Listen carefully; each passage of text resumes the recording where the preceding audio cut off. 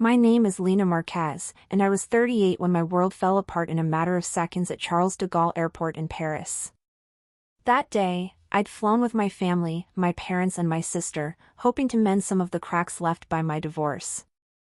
I'd even contributed heavily to the trip, thinking shared experiences might heal us. But nothing prepared me for what happened at the check-in counter. The arguments started fast. I refused to send more money home immediately, insisting on finally prioritizing my own savings.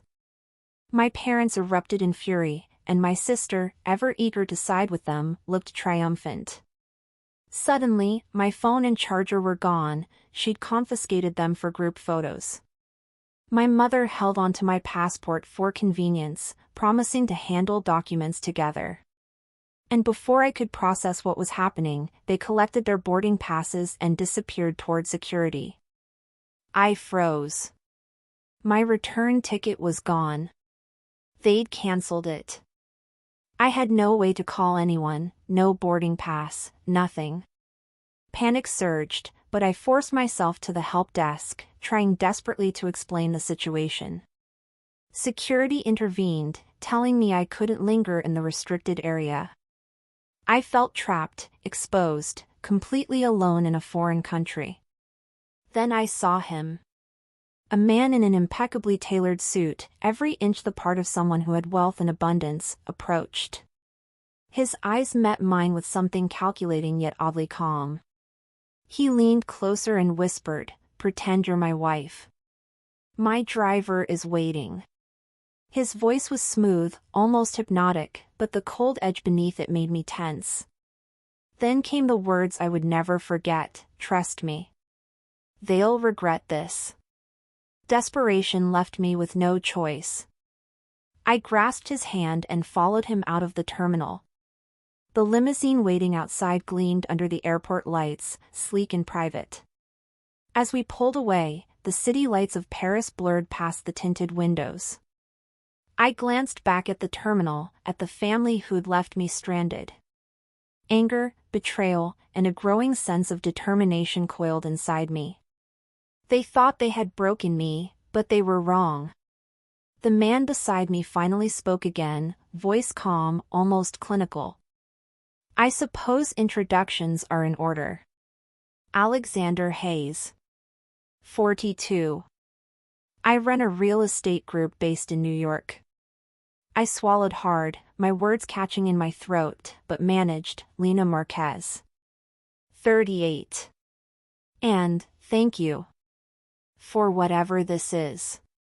He nodded slightly, almost approvingly. "I saw you at the help desk.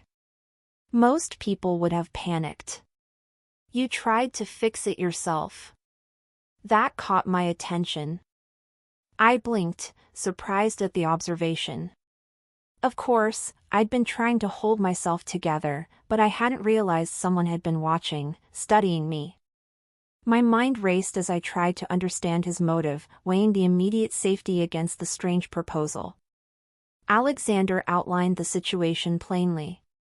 In a few weeks, he had a major charity gala in New York, one that wasn't just fundraising but tied to a huge real estate deal. Conservative partners valued stability, tradition, a widow in her 40s, the appearance of calm and commitment was crucial. He had recently lost his wife in a car accident, and his younger brother Nathan had been stirring doubt about his judgment at work. The solution? He needed a believable partner to present stability at this event. Hearing this, I was stunned.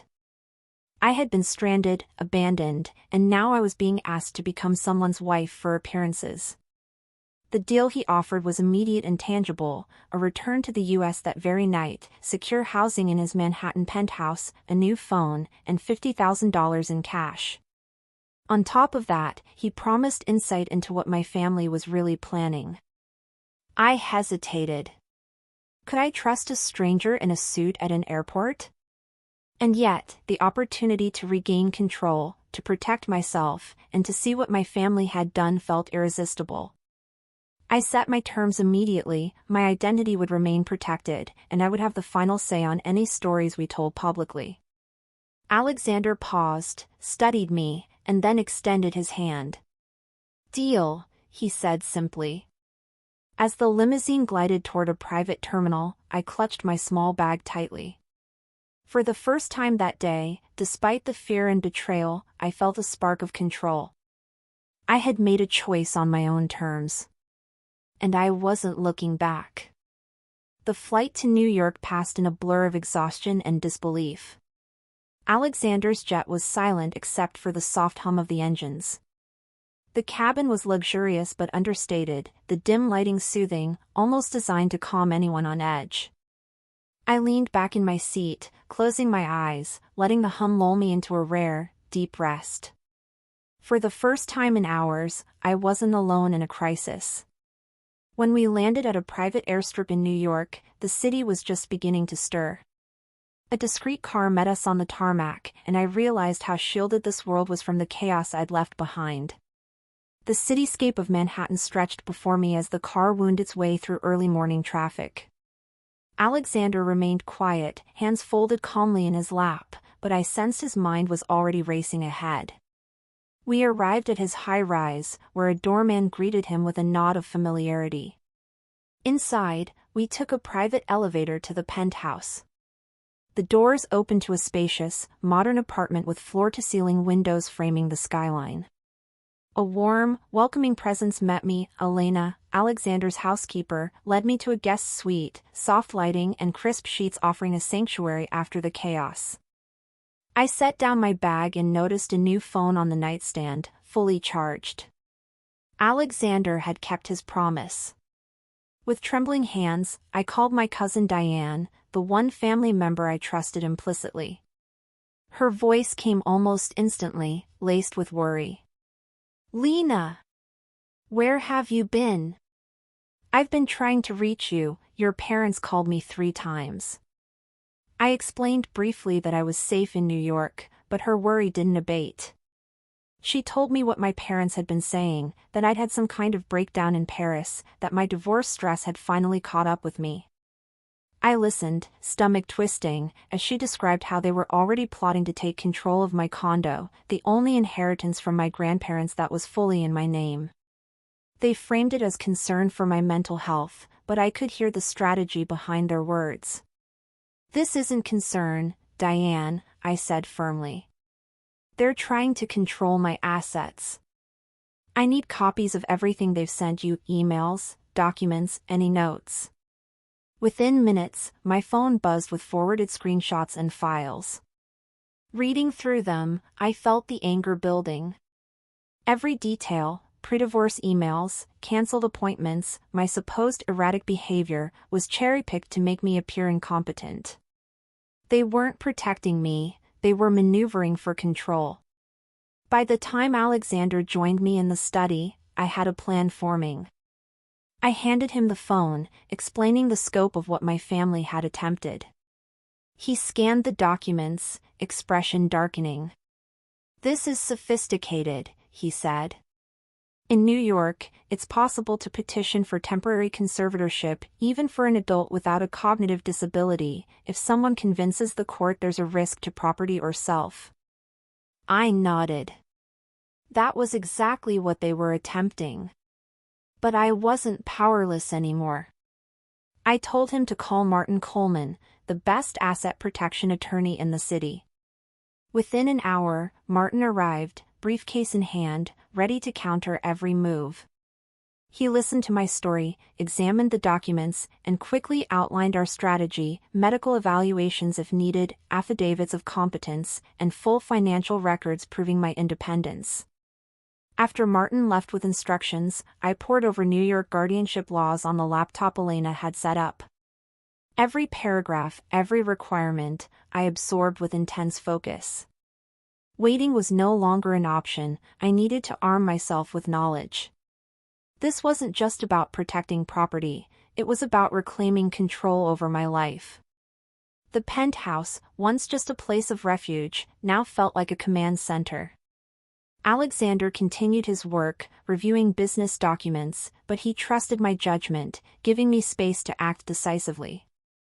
For the first time in years, I realized that taking control didn't require permission. It required clarity, courage, and action. That night, as the city lights shimmered below and waves of adrenaline mixed with exhaustion, I finally allowed myself to relax.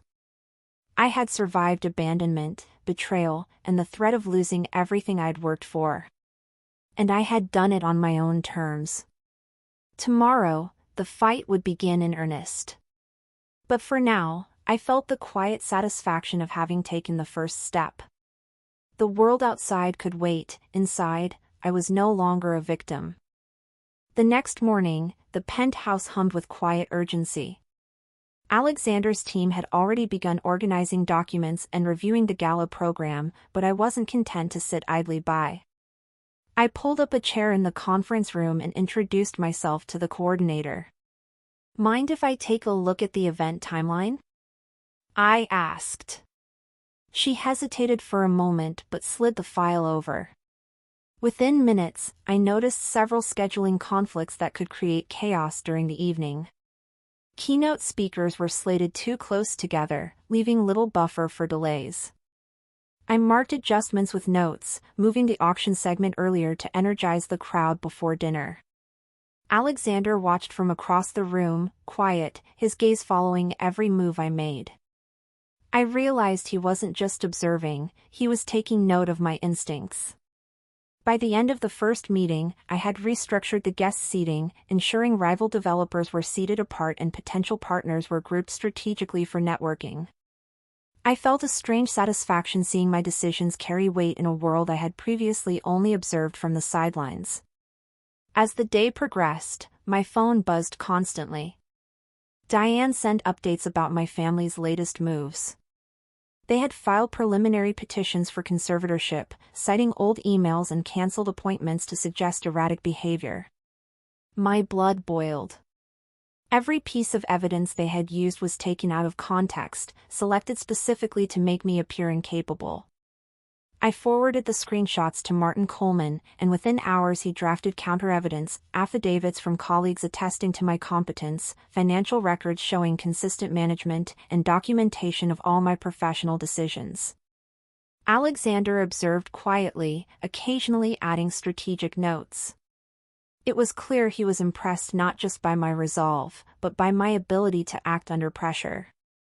At the same time, we had to prepare for the gala. Alexander had been facing internal pressure from his brother Nathan, who had been circulating rumors about his leadership following his wife's death. Nathan was exploiting grief as a weapon, questioning every business decision. Alexander admitted privately that some recent investments hadn't gone as planned, decisions made while grieving, but he was determined to show resilience. I spent hours with him in the penthouse office, going through reports, projections, and communications. I suggested revised occupancy forecasts for one of his developments, adjustments to contracts to prevent bottlenecks, and strategic seating for key investors at the gala. Each recommendation was incorporated into his preparations. I realized that what had started as a pretend wife arrangement was becoming a genuine partnership of minds. Late one evening, I found myself reviewing a vendor dispute over floral deliveries. I personally called the florist, negotiating a solution that satisfied everyone. Alexander smiled faintly from across the table, acknowledging my initiative. It felt different from my old life, where I often deferred to others. Here, my decisions mattered, and they made an impact. Despite the high stakes, I couldn't ignore the tension simmering around my family's petition. Martin recommended scheduling independent evaluations to confirm my mental fitness. I agreed immediately, knowing that showing proactive control would strengthen our position in court. Alexander coordinated with his legal team to protect his own interests, ensuring our actions were aligned without revealing unnecessary details. By the second week, I had moved seamlessly between two worlds, the legal battle against my family and the intricate preparations for Alexander's gala. I drafted emails to investors, created contingency plans for speeches, and mapped guest flow at the venue. Each task reminded me of something important: I was capable, resourceful, and no longer at the mercy of others' manipulations. That evening, as the Manhattan skyline shimmered under the setting sun, I stood at the window of the penthouse, reflecting on how far I had come. Just a few days ago, I had been stranded in Paris, helpless and abandoned. Now, I was a key player in two high-stakes operations, safeguarding my future and helping Alexander navigate his professional minefield. For the first time, I understood what true control felt like. It wasn't about money, status, or influence, it was about being able to act decisively when the world tried to push you into helplessness. I had reclaimed that power, step by step, and nothing, not even my family, could take it from me. The night of the gala arrived with the kind of tension that makes your stomach tighten and your pulse race. Manhattan's lights glittered beneath the penthouse suite as I double-checked the guest lists and seating charts one last time. Alexander moved calmly beside me, adjusting his tie, exuding the confidence that everyone expected from him. But behind that composed exterior, I knew the stakes were higher than ever. The ballroom of the Manhattan Hotel was breathtaking, crystal chandeliers, velvet drapes, soft string music playing in the background. Guests arrived in tuxedos and gowns, champagne flutes clinking as they mingled. I walked beside Alexander, his hand lightly at my back, our appearances seamless. Cameras flashed, but we moved like practiced partners. My smile was carefully measured, natural enough to appear unstudied. Everything seemed to be going smoothly until midway through the cocktail hour. Alexander's phone vibrated, and a subtle frown crossed his face.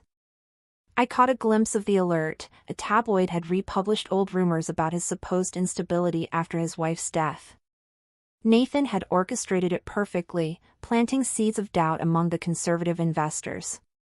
I felt a flash of irritation, not at Alexander, but at the invisible games people played to undermine others. The PR team responded immediately with a prepared statement denying the rumors, emphasizing Alexander's strong performance and recent successes. The ripple of whispers continued, but I wasn't going to let perception dictate reality. I excused myself from the crowd with a glass of champagne in hand and approached Harlan Reed, a key conservative investor from Texas, who had pulled back after reading the article. "Mr. Reed," I said smoothly, extending my hand. "Joyce Hayes. I've been handling some of the event coordination tonight, but I'm also familiar with the project's details." He shook my hand cautiously, eyebrows raised. I pulled up discrete slides on my phone, private, preloaded projections and revised occupancy forecasts. "The numbers don't lie," I said quietly. "We've addressed the concerns, incorporated safeguards, and ensured positive cash flow for the quarter." Harlan studied the slides, nodding slowly. "I see," he said, handing the phone back. The tension in his posture eased just slightly. Alexander had been busy repairing his public image, but I realized in that moment that my contributions mattered. My presence wasn't just symbolic, it had tangible impact. The rest of the evening unfolded with careful precision. I handled vendor issues, reassured nervous donors, and monitored every element of the program. Alexander deferred to my judgment on seating arrangements and timing, a subtle acknowledgement that I was indispensable. By the end of the gala, bids were strong, contracts were signed, and the conservative investors' doubts had been largely assuaged. Still, the battle wasn't over. A week later, my family learned about the gala and my temporary marriage through public records. They arrived at the penthouse without warning. My father, Robert, led the charge, stern and uncompromising. My mother, Linda, followed, tense. My sister Angela lingered behind, eyes downcast, guilty. No pleasantries. No hugs. Just the weight of confrontation.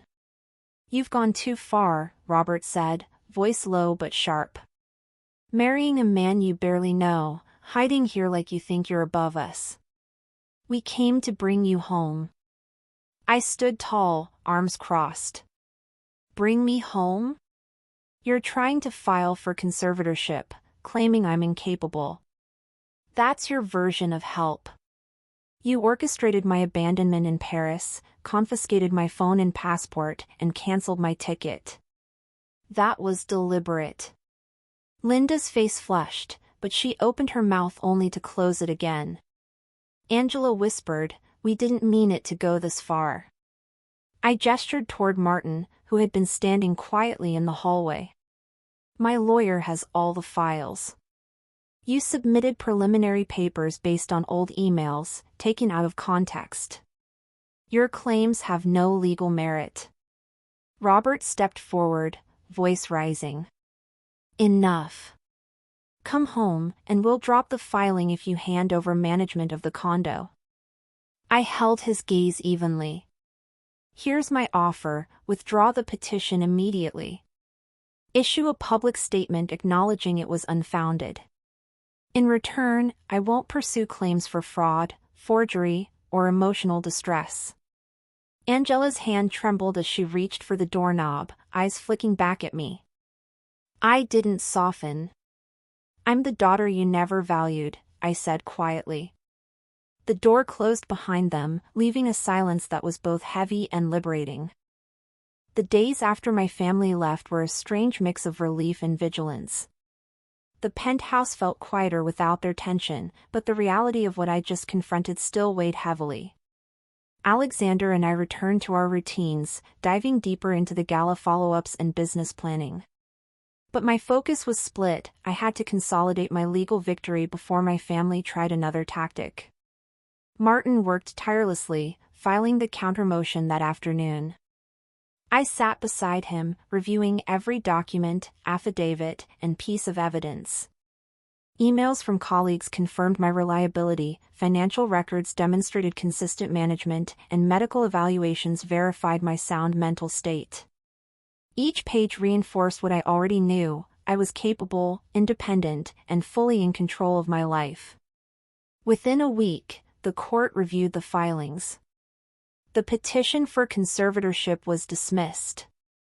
The judge noted the lack of substantial evidence and highlighted that the claims appeared motivated more by property concerns than genuine concern for my well-being. No penalties were imposed, but the dismissal carried weight. Public records now reflected that my family's attempt to control me had failed. Word spread quickly in our circles. Invitations to events I used to attend with my parents and sister dried up. Former friends distanced themselves, wary of being associated with the optics of my family's attempted control.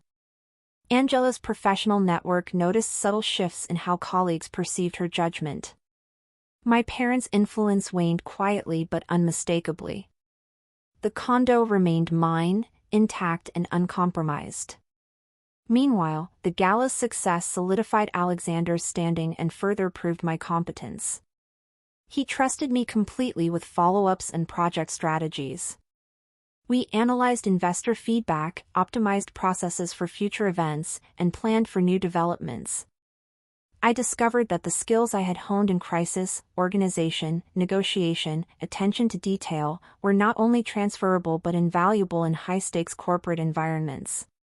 One afternoon, Alexander and I reviewed a proposal for a luxury resort along the coast.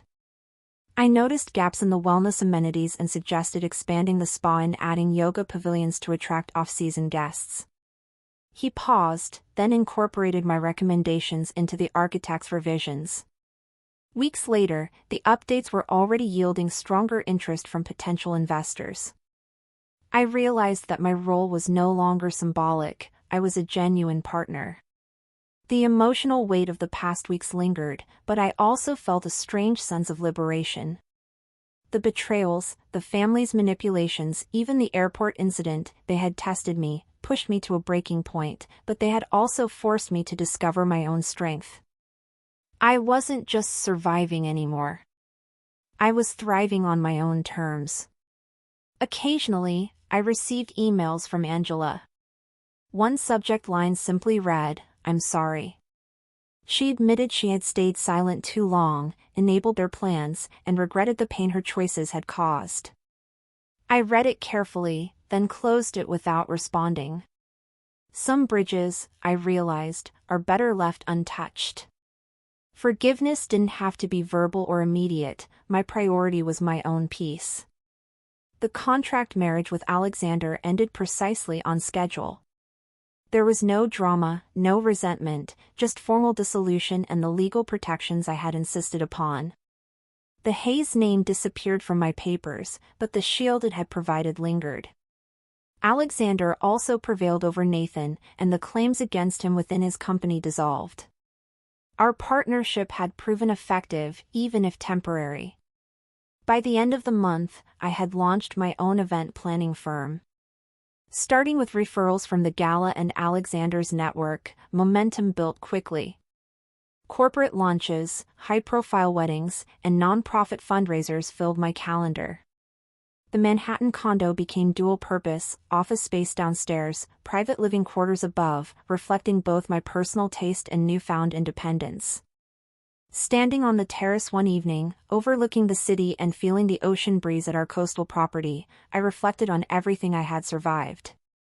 Family betrayal had cut deep, but self-worth and success were no longer dependent on anyone else. I had reclaimed control, not just over my assets, but over my life, my choices, and my future. Some lessons are painful, but the best ones are lasting. I had walked away from those who tried to define me, and in doing so, discovered what it truly means to be free. The weeks after the court ruling were surreal. For the first time in years, the weight of my family's manipulations no longer hung over me. The condo, my inheritance, remained untouched, a tangible reminder that I had survived and emerged stronger. Even the whispers in social circles, the subtle glances, the hushed conversations about my parents' failed conservatorship attempt, felt like validation that I had reclaimed control. Alexander and I met occasionally, but only as friends and business allies. Our temporary marriage had served its purpose, shielding both of us legally and socially, and now it dissolved with mutual respect. There was no bitterness, no awkwardness, just a recognition of what we had accomplished together. I appreciated the honesty we shared during our time as partners in both strategy and survival. Meanwhile, my new event planning firm was thriving. Word-of-mouth referrals from gala guests and Alexander's network had built a steady stream of clients. Corporate launches, nonprofit fundraisers, and high-profile weddings kept my calendar full.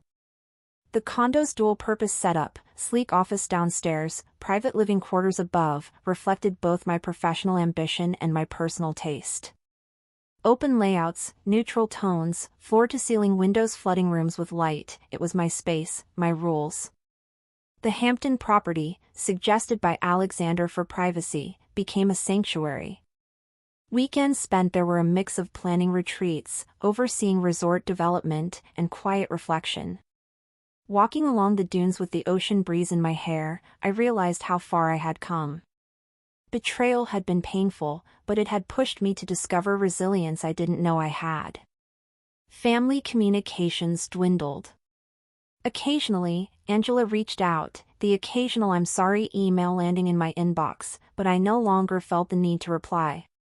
Regret from the past didn't obligate me to reopen old wounds.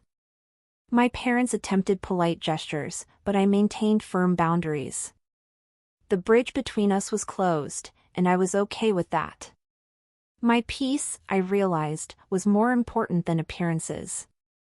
Alexander continued his work, occasionally consulting me on project strategies, but our relationship had shifted completely to mutual respect and professional collaboration. We had built something together that neither of us could have done alone, a temporary alliance forged in necessity, tested under pressure, and executed flawlessly. The lessons from that experience lingered in both our approaches to life and business. One evening, overlooking the Manhattan skyline from my office window, I reflected on what this journey had taught me. Betrayal had cut deep, yes, but survival required clarity, decisiveness, and the courage to take control. I hadn't waited for someone else to save me, I had acted, protected myself, and carved out my own path. That sense of agency was intoxicating, liberating, and transformative. I also realized that success wasn't just about money or status, it was about freedom. The freedom to make decisions without fear of manipulation, the freedom to pursue ambitions without apology, and the freedom to surround myself with people who valued respect over obligation. That freedom was my real inheritance. Looking back, I understood that some relationships fracture irreparably, and sometimes ending a chapter forcefully is the only way to open the best ones ahead. My family's betrayal had been the catalyst that forced me to claim what was always mine: self-worth, independence, and authority over my own life. As I watched the sun set over the city, casting a golden glow over the skyscrapers, I smiled quietly to myself. I was no longer stranded, no longer dependent, no longer defined by others' expectations. I had built something enduring, both a career and a life that belonged entirely to me. And that, I realized, was the ultimate victory.